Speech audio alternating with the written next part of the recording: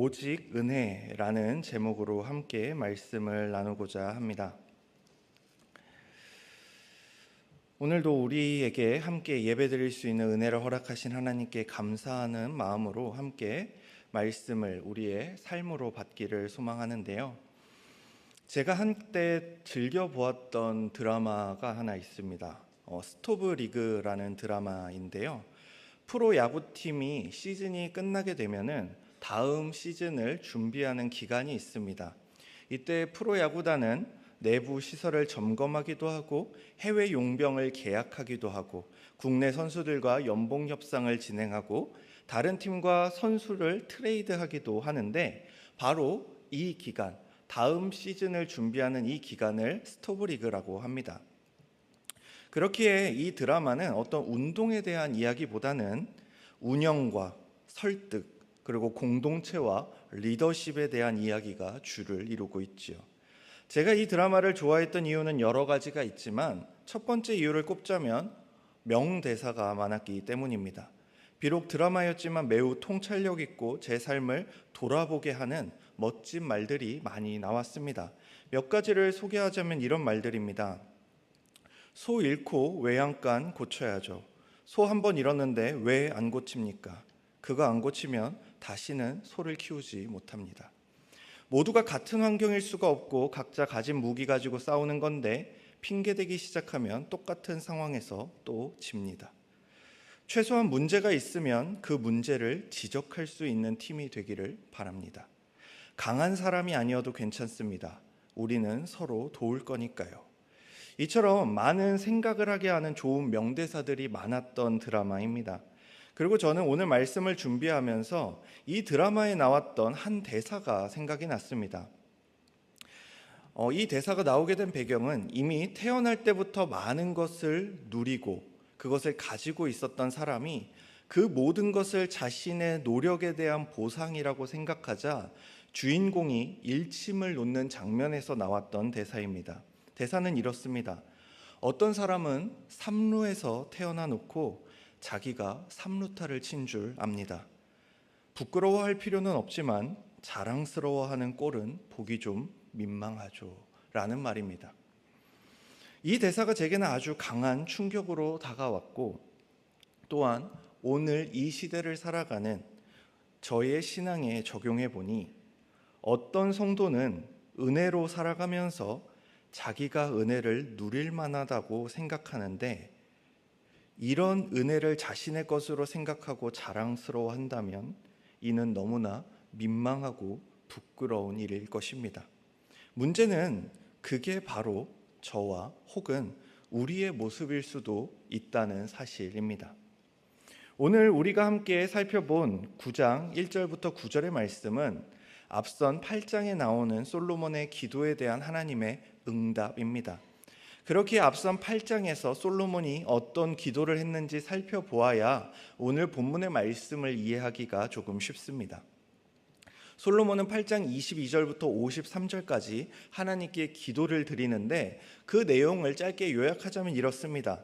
22절에서는 기도하는 솔로몬의 모습이 묘사되고 23절부터 24절에는 하나님의 존재와 그분이 이스라엘과 다윗에게 주신 언약을 찬송합니다.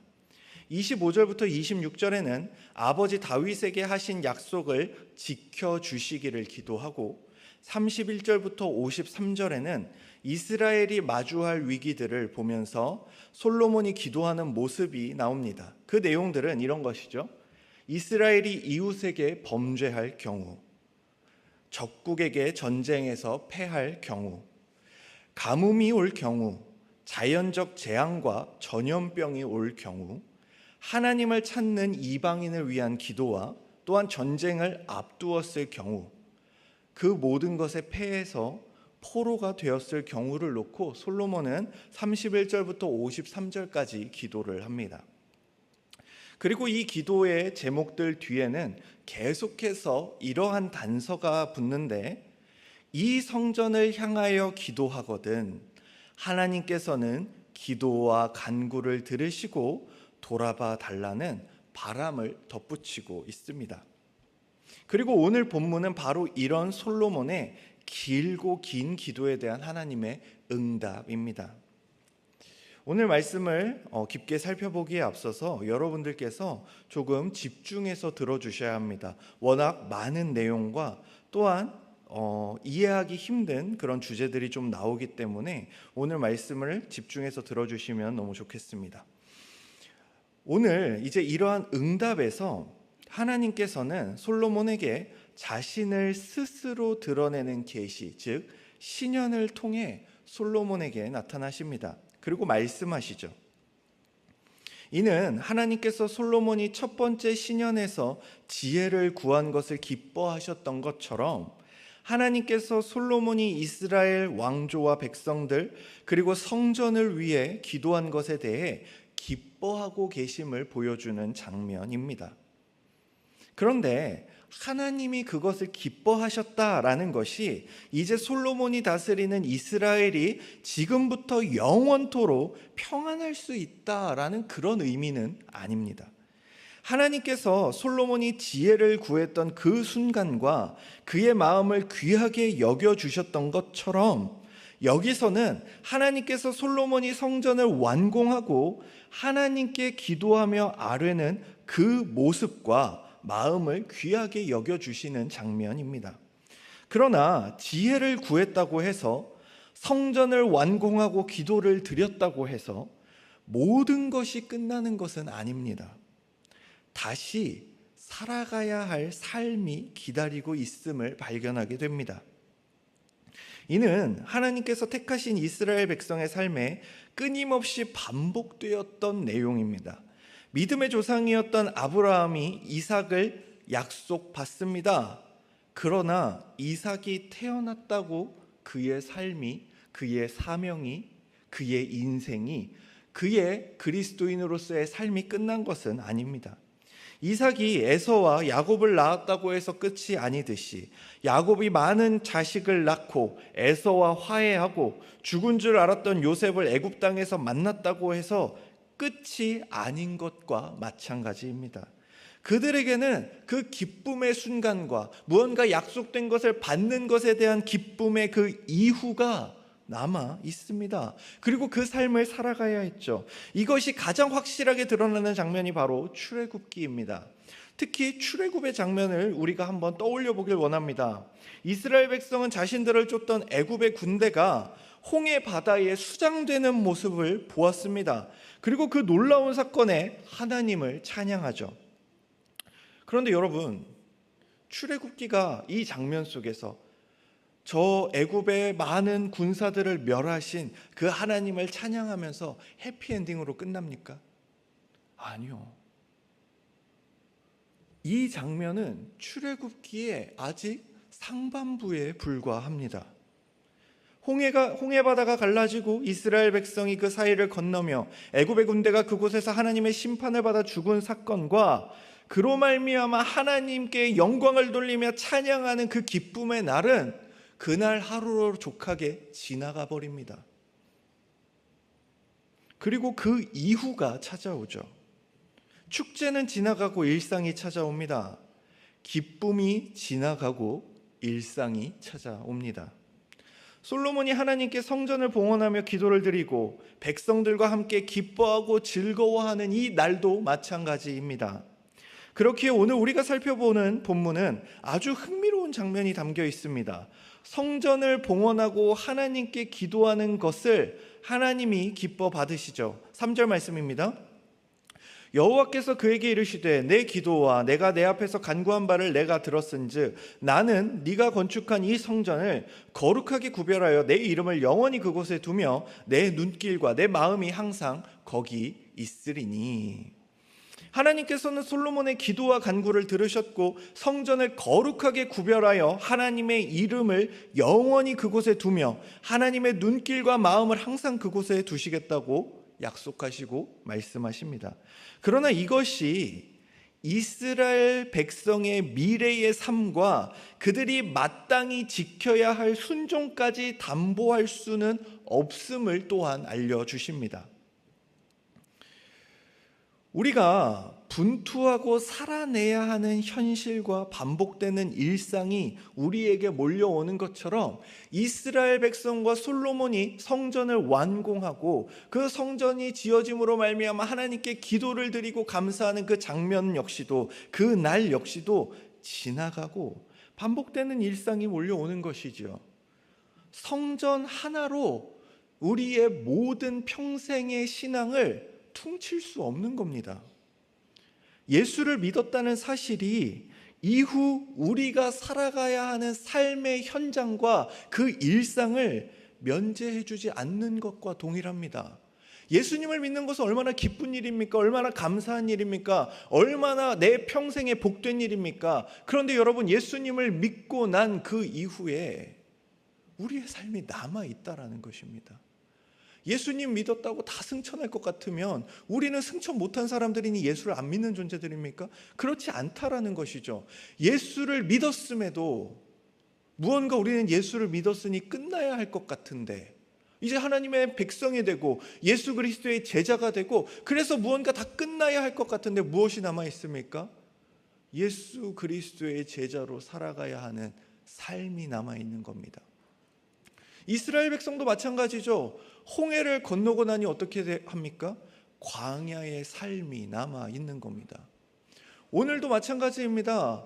솔로몬과 이스라엘 백성들이 많은 건축자재와 많은 노동력과 이 모든 것을 쏟아부어서 성전을 짓습니다. 그것을 기뻐하면서 하나님께 기도를 드립니다.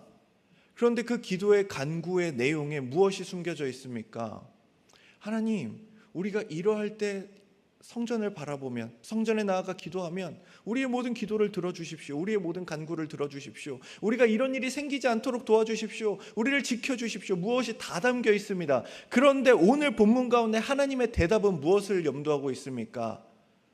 너희가 지은 그 성전 가운데 내가 그것을 거룩하게 구별할 것이다. 그러나 이후에 너희가 나의 말과 내가 너희에게 준 계명과 너희에게 준 법도와 이 모든 것에 순종해야 하는 그 삶 역시도 함께 남아있다. 그것을 지키지 않는다면, 나의 말씀을 떠난다면, 나의 율례를 떠난다면, 나의 법도를 떠난다면 나는 그 성전이라 할지라도 부셔버릴 것이다 라고 말씀하고 계신 것입니다. 그렇기에 다윗 왕조가 유지되기 위해서는 왕들이 지키고 행해야 할 것들이 있었습니다. 본문 4절 말씀이죠. 내 아버지 다윗이 행함같이 마음을 온전히 하고 바르게 하여 내 앞에서 행하며 내가 너에게 명령한 대로 온갖 일에 순종하여 내 법도와 율례를 지키면, 이라는 말씀처럼 그들이 마땅히 지키고 행해야 할 삶이 있음을 알려주십니다. 이는 다윗 왕조뿐 아니라 이스라엘 백성의 삶도 마찬가지입니다. 오늘 본문 6절의 말씀이죠. 만일 너희나 너희의 자손이 아주 돌아서서 나를 따르지 아니하며 내가 너희 앞에 둔 나의 계명과 법도를 지키지 아니하고 가서 다른 신을 섬겨 그것을 경배하면, 이라고 말씀하시는데, 다윗 왕조에서는 긍정의 문장을 사용하고 백성의 경우 부정의 문장을 사용하여서 순종할 경우 얻게 될 복과 불순종할 경우 받게 될 징계에 대해 모두 말씀해 주십니다. 하나님의 말씀대로 행할 경우 하나님께서 약속하시는 것은 무엇일까요? 5절의 말씀이죠. 이스라엘의 왕위에 오를 사람이 내게서 끊어지지 아니하리라 한대로 내 이스라엘의 왕위를 영원히 견고하게 하려니와, 즉 순종에 대해 하나님께서는 영원을 약속하십니다. 반면 하나님의 말씀에 불순종할 경우에 어떨까요? 7절부터 9절의 말씀이죠. 내가 이스라엘을 내가 그들에게 준 땅에서 끊어버릴 것이요 내 이름을 위하여 내가 거룩하게 구별한 이 성전이라도 내가 내 앞에 던져버리리니 이스라엘은 모든 민족 가운데서 속담거리와 이야기거리가 될 것이며 이 성전이 높을지라도 지나가는 자마다 놀라며 비웃어 이르되 여호와께서 무슨 까닭으로 이 땅과 이 성전에 이같이 행하셨는고 하면 대답하기를 그들이 그들의 조상들을 애굽 땅에서 인도하여 내신 그들의 하나님 여호와를 버리고 다른 신을 따라가서 그를 경배하여 섬김으로 여호와께서 이 모든 재앙을 그들에게 내리심이라 하리라 하셨더라 라고 말씀하십니다. 즉 말씀처럼 우리가 마땅히 지켜야 할 조건이 있음을, 마땅히 행해야 할 삶이 있음을 말씀하십니다. 그런데 문제는 우리는 이러한 조건처럼 보이는 것들 앞에서 때로 낙심할 때가 있습니다. 그런데 이것들이 주어지기까지 우리가 받았던 은혜들을 놓쳐서는 안 됩니다. 조건처럼 보이고 순종이 요구되는 이 자리가 실상 은혜라는 사실을 우리는 깨달아야 하는 것이죠. 아브라함부터 이삭, 야곱, 출애굽, 광야, 정복전쟁, 약속의 땅 입성하는 이 모든 장면을 돌아보면 이스라엘의 그 모든 삶에는, 이스라엘의 그 모든 여정 가운데는 은혜가 아닌 것이 없습니다. 이는 우리의 삶도 마찬가지입니다. 우리의 삶을 돌아볼 때에 은혜 아닌 것이 어디 있겠습니까? 조건처럼 보이는 그곳조차도 은혜의 동산 위에 세워진 자리라는 것을 우리는 기억해야 합니다. 그렇기에 강정주 교수는 하나님께서 솔로몬의 기도에 응답하는 오늘의 본문을 보면 이렇게 정리합니다. 여호와는 예배 장소인 성전을 소망의 근원으로 받아들이기는 하시지만 성전이 모든 환난들에서의 구원에 대한 보증이 되게 해달라는 솔로몬의 요구는 거부하신다. 무슨 말입니까? 모든 환난에서 구원을 일으킬 힘이 성전에는 없다는 것입니다. 오직 하나님께만 있는 것임을 깨닫게 됩니다. 하나님은 성전을 거룩하게 구별하여 주시긴 하지만 성전 자체가 하나님이 될 수 없음도 함께 가르치십니다. 그렇게 이스라엘 왕들과 백성이 지켜야 할 유일한 법칙은 하나님의 계명과 법도에 순종하는 것이지 성전을 잘 유지하고 아름답게 꾸미는 것이 아니었습니다. 하나님과 이스라엘이 맺은 언약의 관계는 오직 하나님의 선택과 은혜에 달려있는 것입니다. 이는 이스라엘의 왕이었던 대표자였던 솔로몬에게서 아주 강하게 드러납니다. 사무엘하 12장 24절에서 25절은 이렇게 말씀합니다. 다윗이 그의 아내 밧세바를 위로하고 그에게 들어가 그와 동침하였더니 그가 아들을 낳음에 그의 이름을 솔로몬이라 하니라. 여호와께서 그를 사랑하사 선지자 나단을 보내 그의 이름을 여디디야라 하시니 이는 여호와께서 사랑하셨기 때문이더라. 하나님께서 솔로몬의 이름을 여디디야라고 하시는데 그 이유가 여호와께서 사랑하셨기 때문이라고 말합니다. 이 본문을 가지고 유진 메릴이라는 신학자는 사랑하다라는 이 동사는 하나님의 언약이 드러나는 본문에서 선택이라는 우선적인 의미를 내포하고 있음을 말합니다. 즉 사랑하셨다라는 이 말이 하나님의 언약의 관점에서 하나님이 솔로몬을 선택하셨다라는 말씀인 것이죠. 솔로몬이 성전을 지은 것보다 하나님이 그를 사랑하고 선택하신 것이 먼저였습니다. 이는 이스라엘 백성 역시도 마찬가지였습니다. 이스라엘 백성이 무언가 하나님께 먼저 다가가고 하나님께 먼저 자신들을 할례함으로써 정결하게 한 것이 아닙니다. 하나님께 먼저 나아가 제사를 드린 것이 아닙니다. 무엇을 합니까? 하나님이 먼저 그들을 찾아오셨고 그들을 애굽 땅으로부터 구원해 내십니다. 그것이 우선입니다. 이는 우리의 삶도 마찬가지 아닙니까? 로마서 5장 8절은 이렇게 말하죠. 우리가 아직 죄인 되었을 때에 그리스도께서 우리를 위하여 죽으심으로 하나님께서 우리에 대한 자기의 사랑을 확증하셨습니다. 이것이 신자의 유익입니다. 이것이 신자가 서 있는 은혜의 땅입니다. 우리가 무언가를 하지 않았습니다. 하나님이 우리를 사랑하셨고 하나님이 우리를 선택하신 것입니다. 즉 솔로몬과 이스라엘 백성이 무언가를 해서 하나님의 백성이 되고 그러한 자격을 취득한 것이 아닙니다.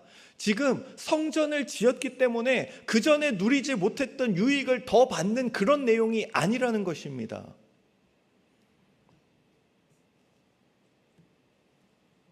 오직 하나님의 선택과 은혜를 받는 자들로서 그들은 이미 받은 은혜 안에서 요구되는 계명과 법도를 지켜야 합니다.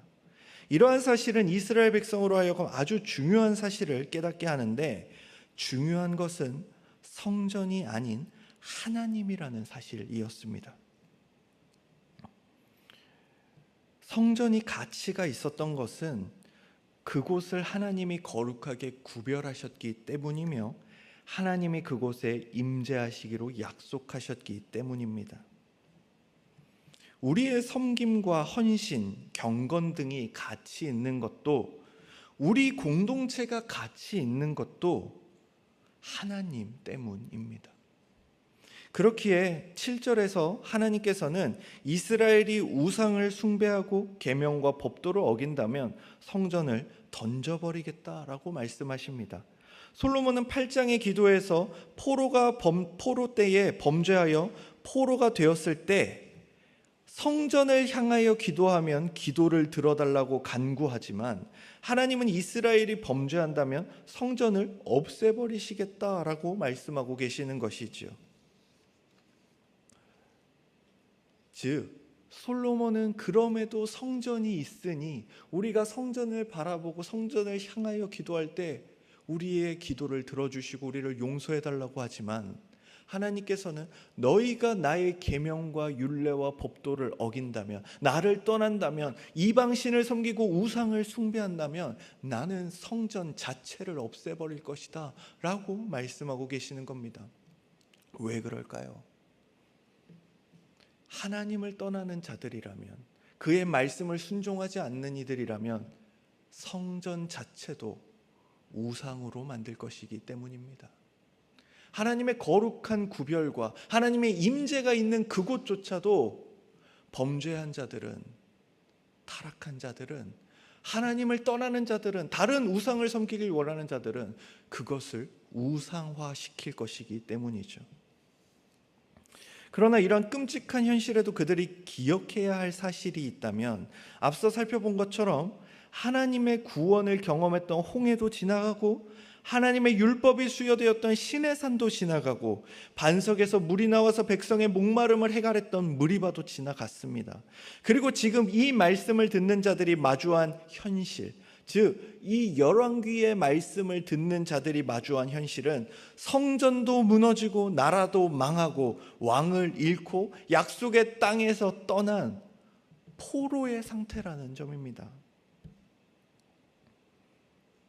그렇기에 놀라운 것은 그들이 경험했던 엄청난 기적의 순간도, 너무 아픈 실패와 좌절의 순간도 지나갈 때 깨닫게 되는 것이 하나 있는데, 여전히 하나님만은 함께 하신다는 것입니다. 영광의 시간들도 지나갑니다. 패망과 절망과 좌절의 시간들도 지나갑니다. 기억해야 할 성전이 무너진 것 같습니다. 우리가 함께 예배드려야 할 모든 제단들이 다 사라진 것 같습니다. 함께 할 수 있는 공동체들이 없어진 것 같습니다. 그러나 무엇이 남아 있습니까? 누가 남아 계십니까? 모든 것의 근원이 되시는 하나님만은 우리와 끝까지 함께 남아 계신다는 것을 깨닫게 되는 것입니다. 그리고 이러한 삶의 순간들을 통해 더 크고 넓고 깊은 하나님을 경험하게 됩니다. 이는 오늘을 살아가는 우리도 마찬가지입니다. 우리의 삶에 있었던 영광의 순간과 좌절의 순간들은 모두 흘러가고 흘러갔습니다. 그러나 하나님께서는 여전히 오늘도 우리와 함께 하십니다.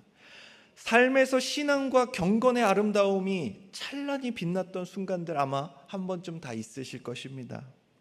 솔로몬의 성전처럼 대단해 보이는 신앙의 모습들이 있었던 때가 있을 것입니다. 그러한 젊음과 그러한 열정이 있었던 때가 있었을 것입니다. 이는 참으로 감사한 순간들이며 감격스러운 순간들입니다. 그러나 잊지 마십시오. 그 모든 것이 무너져서 황폐하여 광야 같은 곳이 된 자리라 할지라도 소망이 끊어진 것은 아닙니다. 요한일서 1장 9절의 말씀처럼 만일 우리가 우리의 죄를 자백하면 그는 미쁘시고 의로우사 우리 죄를 사하시며 우리를 모든 불의에서 깨끗게 하실 하나님이시기 때문입니다. 그런데 오늘의 말씀을 보면 이런 생각이 들 수도 있습니다. 왜 하나님께서는 조건을 붙이시는가 하는 것이죠. 더 심한 우상 숭배를 하고 인신 제사를 드리며 음란하고 악한 나라들도 많은데 비록 좀 부족하긴 하지만 그래도 이스라엘은 노력하고 있는데, 솔로몬을 태어날 때부터 사랑하셔서 택하셨던 것처럼 웅장하고 아름다운 성전을 지은 이스라엘에게 그저 은혜를 베푸실 수는 없는 것인가 생각할 수도 있습니다. 그런데 생각을 조금만 바꿔보자면, 당연한 것을 해야 하는데, 당연한 것을 하고 있는데 왜 그것이 칭찬받아야 하는가? 라는 질문이 생깁니다. 하나님께 지음받은 피조물이 하나님을 찬양하고 그분을 위하고 그분을 높이고 그분의 뜻대로 살아가는 것은 당연해야 하는 일입니다. 플러스가 아니라 그냥 당연한 것이라는 것이죠. 그런데 우리는 자꾸만 무엇을 만들고자 합니까? 당연한 것을 플러스로 만들고자 하고, 그것을 나의 공로로 만들고자 하며, 그것을 나의 의로 삼고자 하는 우리의 연약함이 자꾸만 드러납니다. 또한 성전 자체가 상징하고 보여야 할 의미도 너무나 컸습니다. 성전은 이스라엘 백성이 세상을 이해하는 방식을 선포하는 상징이었습니다. 즉, 이스라엘 백성에게 성전이 있다라는 것은, 그것도 자신들의 그 수도에, 자신들의 그 가장 높은 곳에 성전이 세워졌다 하는 것은 이스라엘 백성이 어떤 존재인가, 누구의 통치를 받고 있는가 하는 것을 보여주는 상징이었던 것이죠. 즉, 이스라엘 백성의 존재에 대한 상징이었습니다. 그들은 유일하신 하나님을 섬기는 백성이었으며, 하나님의 창조와 통치를, 그리고 메시아를 통해 이루실 구속과 완성을 믿는 민족이었습니다. 성전에는 이러한 이스라엘의 정체성이 담겨 있었고, 이러한 성전은 이스라엘 백성이 머무는 가장 높은 곳에 위치해 있었습니다. 그렇기에 모든 사람들이 볼 수 있는 그 자리에 있었죠. 그렇기에 이스라엘이 제사장 나라로 받은 역할은 매우 중요했는데, 만국 백성과 이방인들은 높은 산 위에 세워진 성전을 보며 이스라엘이 하나님의 말씀에 순종함으로 얻는 복과 안식을 보며 하나님의 백성이 되기를 바라며 돌아오는 그 역할을 감당해야 하는 복의 통로의 역할을 맡았던 것이죠. 그런데 높은 곳에 세워졌다는 사실은 또한 좋지 않은 측면에서도, 부정적인 의미에서도 동일하게 적용되었습니다. 하나님께 불순종할 경우 그 가장 높은 곳에 있는 성전은 파괴되고 무너질 것입니다. 하나님의 진노와 심판이 얼마나 무겁고 엄중한지 이스라엘의 멸망을 통하여 보여질 것이기 때문이었습니다. 많은 사람들은 이스라엘이 순종할 때는 그 성전과 이스라엘의 모습을 보며 하나님을 높이고 하나님을 갈망하며 그들이 누리는 그 모든 것으로 말미암아 찬양할 것이었지만, 그들이 불순종할 때에 하나님이 가장 잘 보이는 곳에 있는 그 성전을 무너뜨리심으로 말미암아 그들이 얼마나 지금 저주받았으며 징계받고 있으며 얼마나 하나님의 진노 가운데 있는지 보이게 되는 것이지요. 물론 이 신약의 시대를 살아가는 우리에게 소망이 되는 것은 그러한 무너지고 무너질 성전들의 모습이 아니라, 우리를 위하여 자신의 몸을 무너뜨리시고 찢으신 예수 그리스도의 그 십자가가, 예수 그리스도의 그 성전된 몸이 갈보리 언덕 위에 세워졌다라는 사실입니다. 그리고 그것은 높은 곳에 서서 우리에게 상징하죠. 무엇을요? 다시는 무너지지 않을 것을. 또한 그 예수 그리스도로 말미암아 우리가 하나님의 자녀가 되었음을, 그곳을 바라보며 우리 안에 평안과 기쁨이 가득할 것을 보여주는 것입니다. 그렇기에 솔로몬은 그러한 모든 상징과 그림자적인 역할을 감당하는 그 성전을 봉헌하는 자리에서 두렵고 떨리는 마음으로 기도할 수밖에 없었습니다. 이러한 두려운 마음은 하나님의 일하심을 경험한 자들에게 공통적으로 반복되는 것이었는데, 많은 믿음의 선배들은 이를 경외라고 표현합니다. 출애굽기 14장 31절에는 홍해 사건을 본 이스라엘의 모습이 묘사되는데 이렇게 나옵니다.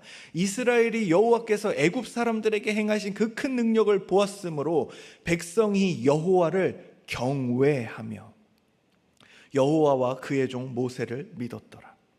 출애굽기 20장 18절에서 20절은 하나님께서 시내산에 강림하실 때 이스라엘 백성의 모습을 또한 보여주는데 이렇게 말하죠. 뭇 백성이 우레와 번개와 나팔 소리와 산의 연기를 본지라 그들이 볼 때에 떨며 멀리 서서 모세에게 이르되 당신이 우리에게 말씀하소서 우리가 들으리이다. 하나님이 우리에게 말씀하시지 말게 하소서 우리가 죽을까 하나이다. 모세가 백성에게 이르되 두려워하지 말라.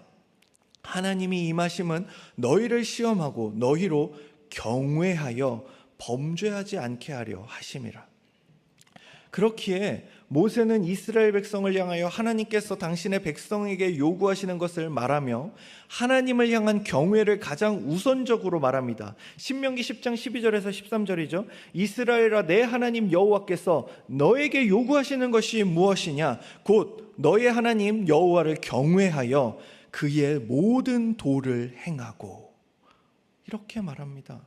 지혜서로 분류되는 잠언과 욥기에서는 다음과 같은 말씀이 기록되어 있습니다. 잠언 9장 10절입니다. 여호와를 경외하는 것이 지혜의 근본이요 거룩하신 자를 아는 것이 명철이니라. 욥기 28장 28절입니다. 또 사람에게 말씀하셨도다. 보라 주를 경외함이 지혜요 악을 떠남이 명철이니라. 놀랍게도 하나님을 경외하는 것은 거의 필연적으로 지혜와 연결됩니다. 성경은 여호와를 경외하는 것이 지혜의 목표이자 목적지임을 선포하는 것이지요. 그렇기에 열왕기상 8장 40절에서 솔로몬은 그 기도 가운데 이렇게 고백합니다. 그리하시면 그들이 주께서 우리 조상들에게 주신 땅에서 사는 동안에 항상 주를 경외하리이다 라고 간구하는 이 기도는 세상 가장 놀라운 지혜를 하나님으로부터 받았던 그가 하나님께서 주신 지혜로 최우선적으로 추구해야 할 것이 무엇인지 다시금 상기시키는 장면입니다. 왜 그렇습니까? 여호와를 경외하는 것이 지혜의 근본이기 때문에 그렇습니다. 그렇기에 하나님이 주시는 그 지혜 가운데 그 지혜로 말미암아 풍성했던 솔로몬이 그 지혜 가운데 성전을 짓고 그 백성들이 하나님을 경외해야 하는 그 경외로 가는 것은 받은 지혜를 온전히 사용하는 모습이었습니다. 그리고 이는 우리 역시도 마찬가지여야 합니다.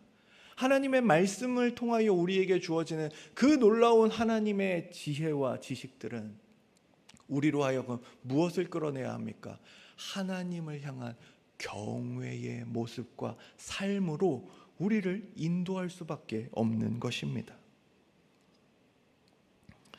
또한 우리는 성전에서 드려지는 이 기도를 통해 성전이 어떤 곳인지를 생각해야 합니다. 성전은 1차적으로 하나님이 임재하시는 곳이었습니다. 이처럼 거룩하신 하나님 앞에 나아가기 위해 또한 죄를 씻는 제사를 드려야 하는 곳이기도 했고 만민이 기도하는 곳이기도 했습니다.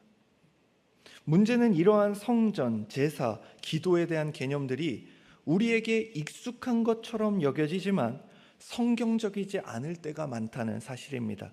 그렇기에 칼 트루먼 교수는 성경적인 것에 대해 논하며 다음과 같이 말합니다.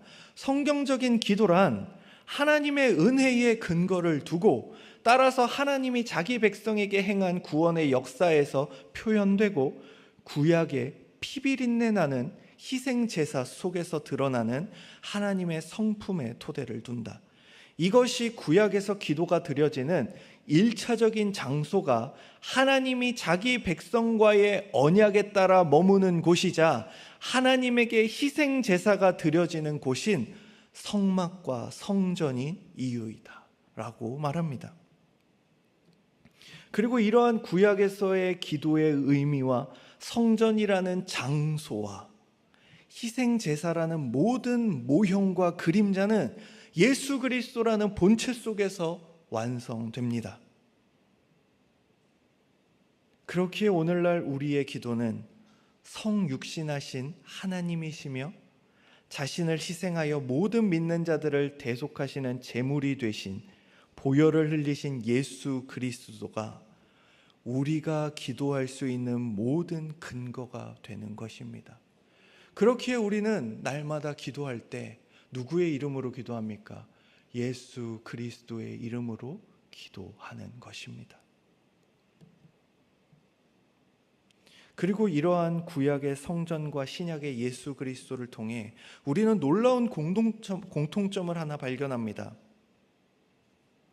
성전에 동원된 모든 재료들, 그것은 하나님이 창조하신 것들이었습니다.